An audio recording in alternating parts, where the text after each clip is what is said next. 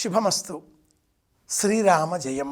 జంతు ప్రపంచంలో సింహానికి ఒక ప్రత్యేకత ఉంది.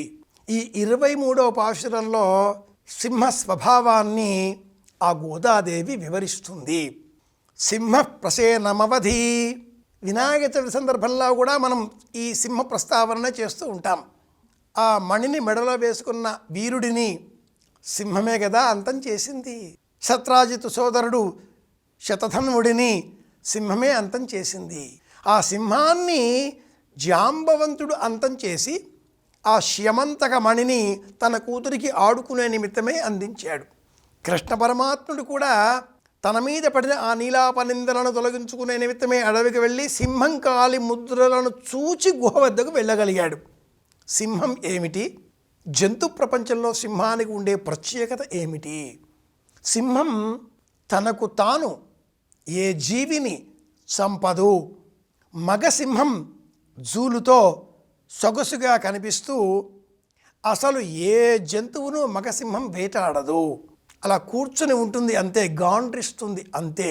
ఆ గాండ్రింపు కారణంగానే సింహాన్ని మృగరాజు అని అడవిలో ఉండే సమస్త జంతువులు అంగీకరిస్తాయి.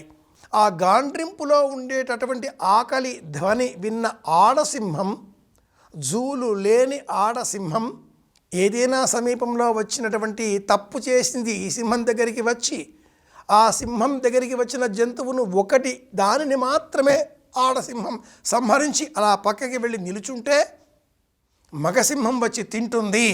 ఆ తదుపరి వెళ్ళి ప్రశాంతంగా కూర్చుంటుంది. మగసింహం చంపదు. ఆడసింహం చంపి వేటాడి తాను తింటే కూడా మగసింహం తినదు. చంపి పక్కకు పోయి నిల్చోవాలి, మగసింహం వచ్చి తినాలి. ఇది జంతు లక్షణం, ఇది సింహ లక్షణం. ఇందుకోసమే మృగరాజు అన్నారు. అలాంటి మృగరాజు సింహం తనకు వృద్ధాప్యం వచ్చింది, మరణ సమయం ఆసన్నమైంది అని కూడా దానికి తెలుస్తుంది. చనిపోయే ముందు 1 వారం రోజులుగా గ్రహించిన ఆ సింహం ఎక్కడో దూరంగా ఏ చెట్ల పొదల మాటుల్లోనో చిన్న గొయ్యిని తన చేతి గోళ్లతో తానే తవ్వుకుంటుంది, ఎవరికంట బడకుండా.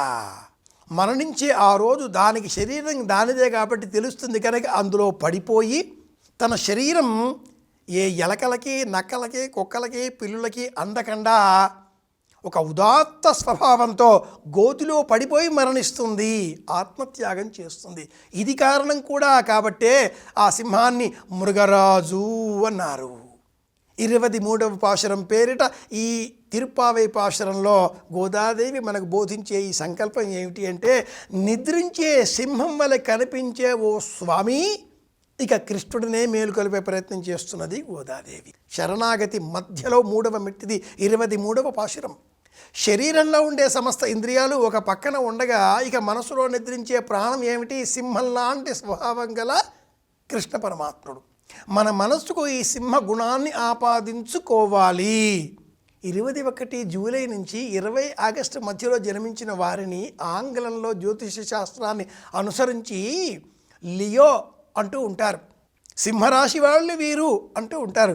సింహం ఒంటరిగా వస్తుంది, శాసిస్తుంది. అలాంటి సింహ లక్షణం మన మనస్సుకు ఉంటే తల వంచేదే లేదు. నమ్మిన విశ్వాసానికి అనుకూలంగా బ్రతుకుతాం. పరమాత్ముడు ఎంత కరుణ చూపుతాడో అంత కరుణతో ఆనందంగా ఉంటాం. వినాయకుడిని కూడా పూజిస్తాం. సింహ పాదముల ముద్రిగల అనుకూలంగా ఆ స్వామి సేకరించిన తిరిగి పొందిన శ్యమంతకమణి వృత్తాంతాన్ని స్మరించుకుంటాం. సంకటహర చతుర్థి వ్రతాన్ని చేస్తాం. గణపతి అయినా, కృష్ణుడైనా, విష్ణువైనా, శివుడైనా అంతా శ్రీమన్నారాయణ స్వరూపమే, పరతత్వమే అనే ఆలోచనలతో తిరుప్పావై పాశురంలో ఉండే అంతరార్థాలను అవగతం చేసుకుంటూ మనస్సును సింహం వలె బలీయంగా మార్చుకుందాం. అందరి క్షేమాన్ని కోరదాం. మళ్ళీ కలుసుకుందాం. శుభమస్తు. శ్రీరామ జయం.